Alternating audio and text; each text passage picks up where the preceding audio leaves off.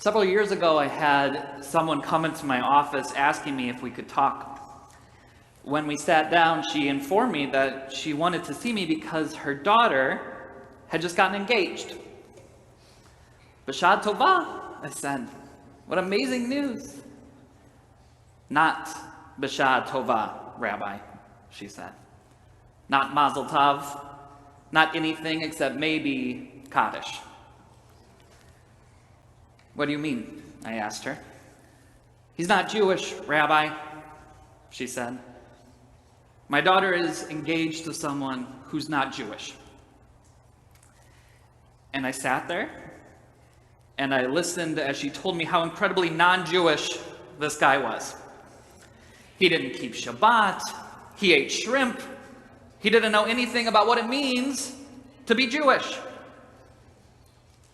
And after she was done venting, I validated her feelings. I told her it sounded like she was having a really hard time with this, that it's scary to not be sure of Jewish continuity within our families. And then I asked her very politely, almost as an aside, by the way, do you keep Shabbat? Do you keep kosher? And of course she responded by saying, of course not. But it's different for me. I'm Jewish. I don't have to prove that to anyone. This wasn't the first time that I've had this conversation with someone, and it wasn't the last, and I know that I'll have it again many times throughout my life as a rabbi. But these conversations stand out to me because even though they follow a very predictable formula, more often than not they are expressed with deep pain and sincerity, but also completely ignoring the sense of irony that comes with it. Immediately the conversation goes straight to doom and gloom. This is no doubt the end of the Jewish people, the last domino to fall after thousands of years of persecution and oppression. No nuance, no but maybes, just finality. And this is a story that we all know. It's not foreign to us. In fact, it's almost cliche. We see it in our own lives, we see it in the lives of friends and family, and of course all the times in movies and on TV. But there's another conversation that often, and I truly mean often, follows the one that I just described. Sometimes a few weeks later, sometimes a few months later, sometimes a few years later. And it goes like this. Rabbi, you're not going to believe this. I do believe it. Remember when I was in your office and telling you about my goyish son-in-law, daughter-in-law, whoever it might be? Well, he started asking me about Judaism. About if I could take him to shul, if we could have Shabbat dinner, if I could explain what it means to keep kosher. And I nod my head and I get to say B'shad Tovah, or Mazel Tov again, and this time they feel it too. I don't think we talk about that conversation enough. And I don't really blame us. We have some trauma in our history. And I think that we are allowed to be suspicious, to be skeptical, and even to be pessimistic when it comes to the preservation of Judaism in our families. But at the same time, we also need to remember that Jewish history is not written with a singular pen mapping out an eternal conflict between Jews and non-Jews. In fact, our story illustrates a very different narrative. Starting all the way back with our avot and imahot, with our matriarchs and patriarchs whose lives are defined by their loves and their friendships with non-Jews. And as our Parashat this week reminds us, our greatest Navi, our greatest prophet, intermarried. And instead of Hashem and Am Yisrael responding by saying Kaddish, they rely on Yitro and Moshe's whole in-law family to help shape Jewish law, to dictate leadership and to maintain a society of faith, trust, and morality. Zipporah, Yitro, Ruth, dozens of figures in the Talmud and all throughout rabbinic literature. Judaism, as we know it, grows and blossoms through contributions of Jews by choice, and even non-Jews who never convert, but faithfully love the Jewish people. And it's that story that we need to be better at telling, because our future depends on it. We've been hurt over and over and over again. But there are people in this world, good people, who love us, who fall in love with us, and who are so moved by who we are and what we have to offer this world that they are willing to make painful sacrifices so that they can be part of this incredible family. And there are a lot of them.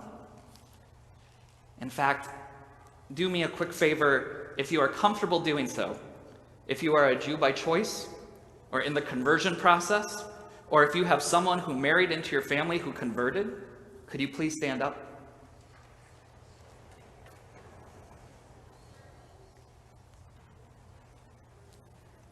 Take a look around. They deserve more than Kaddish. So do we.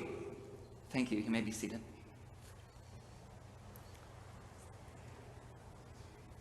They deserve to see what we too often take for granted. That when someone falls in love with someone in our family, or when they fall in love with this family itself, they should be met with a full court press of Jewish beauty and profundity, bombarded with the treasures of our text, the magic of our rituals, and, I mean this in a good way, that smothering, attentive, and unwavering devotion to family that is built into the Jewish neshama. Instead of scowls and incredulity, what if they were met with kugel and honey cake, with shakshuka and babka? What if their introduction to our homes was with Shabbat Zemirot, with the songs of angels coming to our tables with the glow of lit candles, and with a 4-hour meal filled with laughing, with singing, and with the blessing of children? What if we invited them to shul, to pray, to get lost in this sea of talitot and kippot, to hear the beautiful chanting of Torah, and to listen to a mediocre sermon by a young rabbi who might be woefully naive, but passionate and hopeful, and who really loves this religion? And what if we sat with them and we told them about our parents and their parents and the parents before them, who wandered from country to country, and how they struggled and how they fought and how they survived to hold on to this diamond that we call the Jewish home? What if? I know that not everyone is going to convert to Judaism. I'm not that naive. But we have the opportunity to live our Judaism in such a way that those who choose not to would seem crazy. That they should kick themselves for missing out on a peoplehood that is more precious than any of us could ever fully express. What if?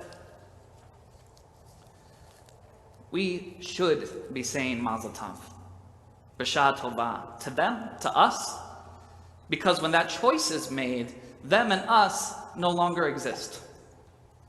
And that might be the most beautiful part of what we have to offer. An understanding that whether by blood or by choice, this is our birthright. And that edict is so strongly embedded into our concept of Yiddishkeit that our rabbis teach us that once someone has converted, we are forbidden from ever mentioning their conversion. Because it doesn't matter. There are no levels, no hierarchies. There's just us. What if? Yes, there are those who hate us. But to be very blunt, I don't think those people deserve to have a sermon written about them for Shabbat morning. We've given them enough attention. We've written books about them, made films about them, and even have conferences about them. Let's stop giving them the power and the attention they want. And maybe let's redirect our gaze to those that make us better, who make us stronger, who remind us daily of why we are so lucky to be Jews. So that when we have these conversations in the future, our first reaction isn't Gewalt or Kaddish.